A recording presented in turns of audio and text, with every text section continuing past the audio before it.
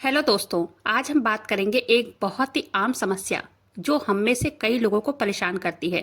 हाथों और पैरों में सुन्नपन। क्या आपके भी हाथों और पैरों में एक अजीब सी झंझनाहट होती है? हाथ पैर बार बार सो जाते हैं।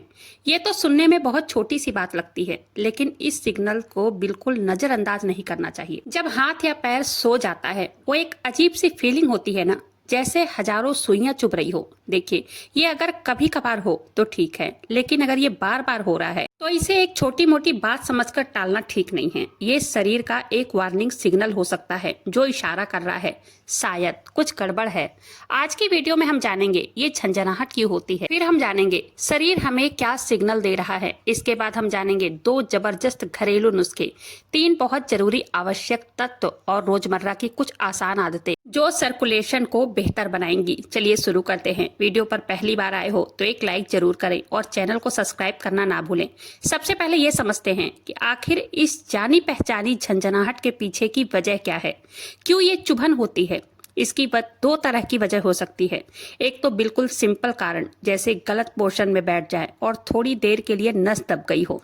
लेकिन अगर ये बार बार हो रहा है तो यह वजह ज्यादा गहरी हो सकती है, जैसे कि खराब रक्त, ब्लड का गाढ़ा होना, जरूरी न्यूट्रिएंट्स की कमी या नसों की कमजोरी। अब बात करते हैं उन लक्षणों की जो हमारा शरीर हमें देता है।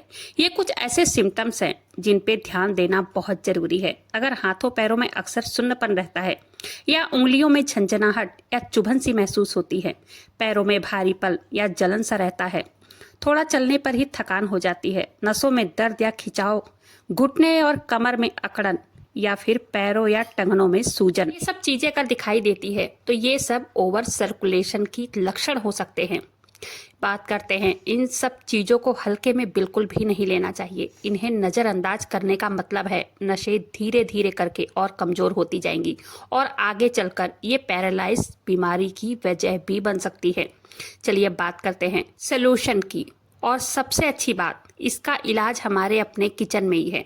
2 बहुत ही पावरफुल रेमेडी, आज उसके बारे में बात करने वाली हूँ।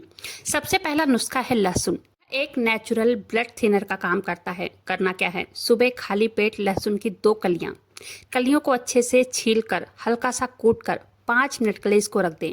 फिर इसे पानी या शहद के साथ ले लें। ये खून को पतला करेगा और किसी भी तरह के ब्लॉकेज को साफ करने में मदद करेगा। दूसरा कमाल का नुस्खा है दालचीनी। बस 1 कप गर्म पानी में आधा चम्मच दालचीनी का पाउडर मिलाना है और बस आपकी दालचीनी चाय तैयार हो गई है। इसे धीरे धीरे करके पिएं। दिन में किसी भी वक्त पी सकते हैं, सुबह, दोपहर, शाम, रात, लेकिन हाँ, लेना एक ही बार है। दालचीनी हमारी नसों को साफ करके ब्लड फ्लो को एकदम स्मूथ बनाती है। अब जानते हैं नुस्खा के बाद सबसे जरूरी हिस्से पर। 3 ऐसी बातें जो कि हम सभी को पता होना चाहिए, 3 ऐसी चीजें जो हमारी नसों को मजबूत बनाती है। पहला है कैल्शियम। अब हम सबने तो सुना है कैल्शियम हड्डियों के लिए अच्छा होता है ना, पर यह हमारी नसों और जोड़ों को मजबूत रखने के लिए उतना ही जरूरी है।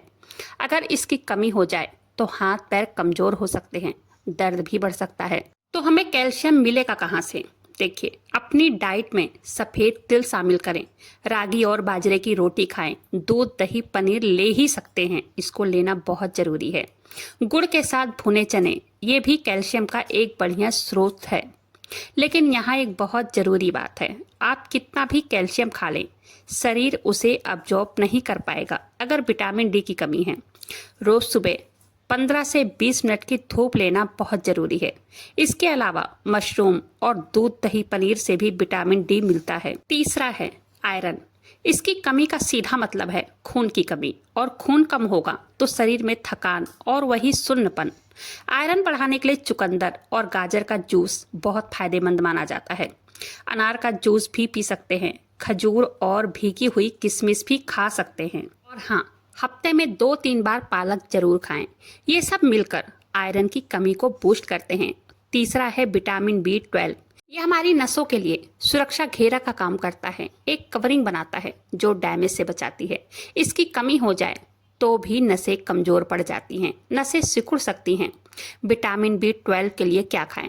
इसके लिए दूध, दही जैसे डेयरी प्रोडक्ट को जरूर से खाएं। जो नॉन वेजिटेरियन हैं उनके लिए अंडे और मछली बहुत अच्छा है, और वेजिटेरियन लोगों के लिए अंकुरित अनाज, ये बहुत ही बेहतरीन ऑप्शंस हैं। उम्मीद करती हूँ जानकारी पसंद आई होगी। जानकारी पसंद आई हो वीडियो को एक लाइक कर दीजिएगा।